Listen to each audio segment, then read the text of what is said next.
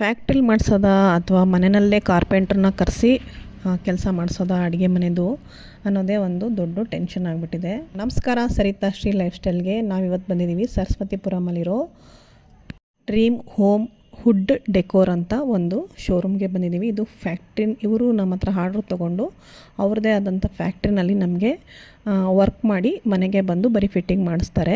ನಮ್ಮದು ಫಸ್ಟ್ ಇದ್ದಿದ್ದು ಕೂಡ ಫ್ಯಾಕ್ಟ್ರಿದೇನೆ. ಇನ್ನು ಹುಡ್ದಂತೂ ಯಾವಾಗ ನೋಡಿದ್ರೂ ಚೆನ್ನಾಗಿ ಕಾಣುತ್ತೆ, ಯಾವ ಥರದ್ರಲ್ಲಿ ನೋಡಿದ್ರೂ ಚೆನ್ನಾಗಿ ಕಾಣುತ್ತೆ ಹುಡ್ದಂದಮೇಲೆ. ಅಷ್ಟೇ ಅಲ್ಲದೆ ನಮಗೆ ಇವಾಗ ಏನಿದೆ ಬೇರೆ ಹೊಸದೆಲ್ಲ ಬಂದ್ಬಿಟ್ಟಿದೆ. ಅದು ಏನು ಅಂತ ಅಲ್ಲಿ ಹೋಗಿ ಅದ್ರ ಹೆಸರು ಕೇಳಿದ್ರೇ ನಿಜವಾಗ್ಲೂ ಗೊತ್ತಾಗೋದು. ಇನ್ನು ಇವಾಗ ಮೊದಲೆಲ್ಲ ನಾವು ತಟ್ಟೆಗೆಲ್ಲ ಬೇರೆ ಥರ ಟ್ರೇಗಳನ್ನ ಯೂಸ್ ಮಾಡ್ತಿದ್ವಿ. ಇವಾಗೆಲ್ಲ ಟ್ಯಾಂಡಮ್ ಬಾಕ್ಸ್ಗಳು ಬಂದ್ಬಿಟ್ಟಿದ್ದಾವೆ.